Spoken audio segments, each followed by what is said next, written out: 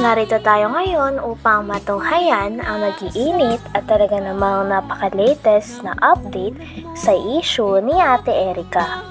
Sa pagpapatuloy ng ating istorya ay nandun pa rin si Kalingap Val Santos Matubang sa dating bahay nila Ate Erica, kung saan nandun din ang lolo ni Ate Erica na si Lolo Miguel at ang tita nito na nag-video patungkol sa issue nila.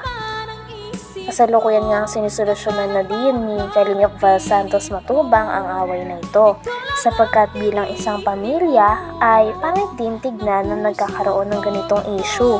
At ang issue nga na ito ay dahil lamang sa pera. Yung anak mo na nanay nila, tapos may pinakasama. May pinakasama siya? Binata man. May asawa din po, kaya lang wala may asawa patay. Okay. Sumalo. Ilan taon na yung nanay na Erica? Ilan taon na po yan? Nanay nila? Ako na po yun. 40 niya ata, no? Bata pa. Hindi na. 43 siya, kung 44. Bata pa yung anak mo. Nagin mo yan sila? Ayan po dyan. Oo.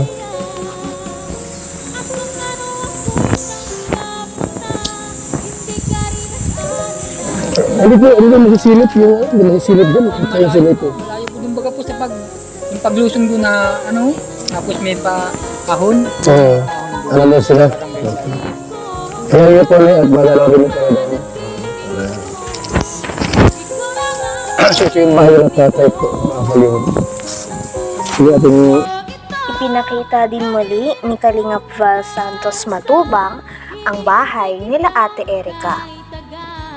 Dapat daw kasi talagang papagawa nito at i-renovate, ngunit hindi na lamang natuloy sapagkat hindi na nagpa-vlog si Ate Erica kay Kalingap Rab. Ito nga ay dahil nakuha na pala ni Ate Sheila May ni Erica ang pera kay Sir Jun A at nais nito na hindi na ipadaan kay Kalingap Rab ang pera, nang sa ganon ay maging mas mabilis na lang daw ang pagpapatayo ng bahay.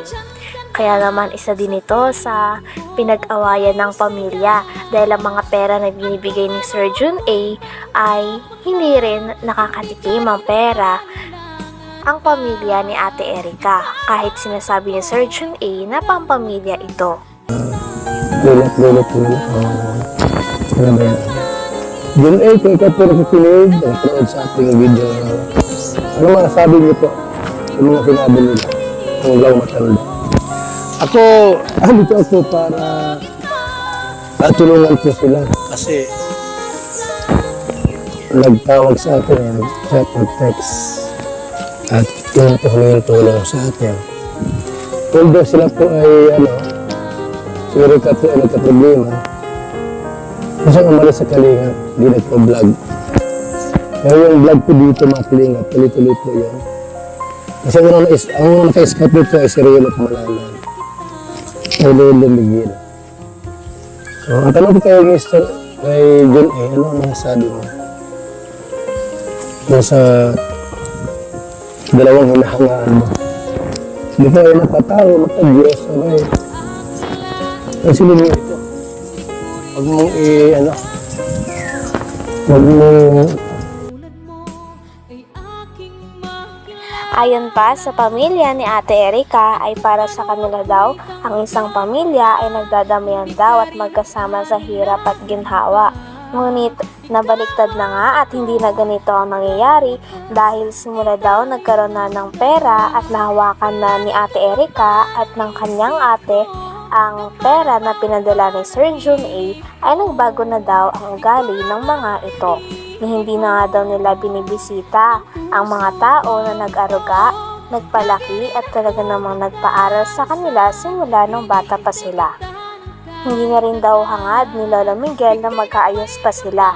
Ang gusto na lamang nila ay sana manahimik na ang mga tao kakabato ng mga maling impormasyon at paninira sa kanilang pamilya dahil ayaw ni Lolo Miguel na nilalapastangan siya.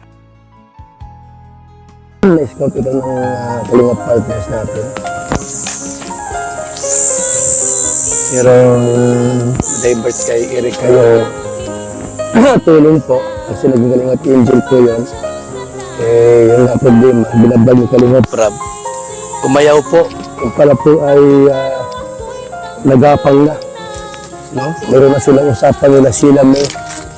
At binawit po yung pera ng 1 milyon na ibigay kay Kalingap Rab para pagawa ng bahay, pinairi po. Mga kaibigan. Yun ang gusto nila yung may gawa natin. Pero sa mga po mga kaibigan, binabago yung Panginoon. Sa tingin doon sa lulot po nila. Ano ba yan? June 8, kung ikaw po nakikinig, nag-upload sa ating video ngayon. Ano mga sabi niyo po? Yung mga sinabi nila. Ang lang matanda.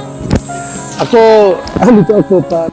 Dahil sa problema na ito sa pagitan ni Ate Erica at ng kanyang pamilya, ay sabi nga din ni Kalingap Val Santos Matubang na handa daw siya na solusyonan ang ito.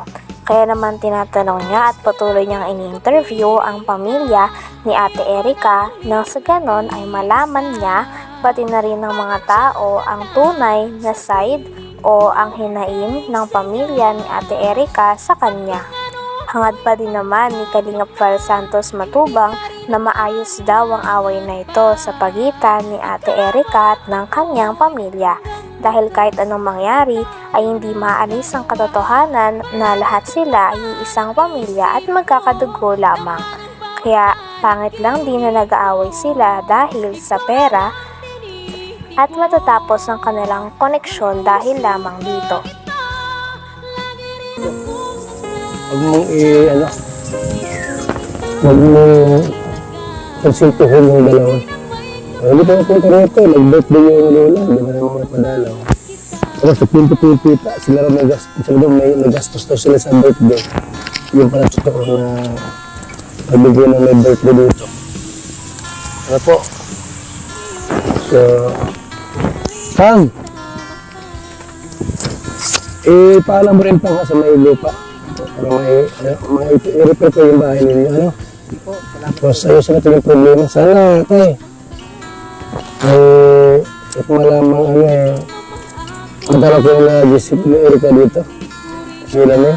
Yan po sa akin. Magtampo ka na? Inires ko na po sa aking memorya. Magtampo ka na sa kanila? Ano po na po yun? Kung sakaling bumalik, kung may tawad, tanggapin mo? Kahit na po. Masagit na ako sa loob, ano? Simple po sa ginawa lang yan. Kahit pag ikaw na Ikinwento pa ni Lolo Miguel kay Kalingap Val Santos Matubang na talagang simula daw pagkabata ay nandun na si Ate Erica at ang kanyang ate sa poder ng lolo at lola nila. Ito na nga ang nagpalaki at nagpaaral at talaga namang kumukop sa kanila ng kanyang ate. Kaya naman masama rin sa loob ng lolo ni Ate Erica na masabihan sila ng mga masasamang salita. Dahil ayaw niya rin na nilalapastangan siya at sa tingin niya ay wala daw utang na loob si Ate Erica at ang kanyang ate. tanggal. Ngayon, wala na. Wala na. Hindi ko hinihiwalay sa aming mag-asawa yan. Dalawang yan. Maliit pa, nasa kumpa po kami sa Labo, sa Malasugi. Anong kasama sila? Maliit pa po yun. Palit pa lang. Eh ngayon, nag-ibang ugali. Nasa ba kayo mag-iwan yan, yung tatay niya? Ay, nakapiginti po, taga Mindanao yun, taga Namatay na. Agusan del Sur. Patay na. So ikaw na nagpalaki. Kami na pala. Ilang taon yung namatay yung tatay nila? Ilang taon sila Erica? Sige namin. Siguro, mga grade 6 po yan. Ang mga bata po. Ilan sila magkakapatid? Dalawa lang sila? Dalawa lang po yan. Kaya nag-aalagaan namin, tuwa-tuwa nga ako, unang apo ko sa babae. Minalmahal ko. Eh, paglaki, nagkasungay. Wala natin mga bata ko. Nilimot na yung nilakihan nila. Oo. Kung saan ang galing? Hindi ko maanuhan kung saan mga ugali ng pagkagayon. Hanggang dito na lamang muna ang ating napakainit, nagtitrending at talaga namang mas nakakaintriga na issue ni Ate Erica. Maraming salamat sa inyong panonood. Hanggang sa muli. Bye!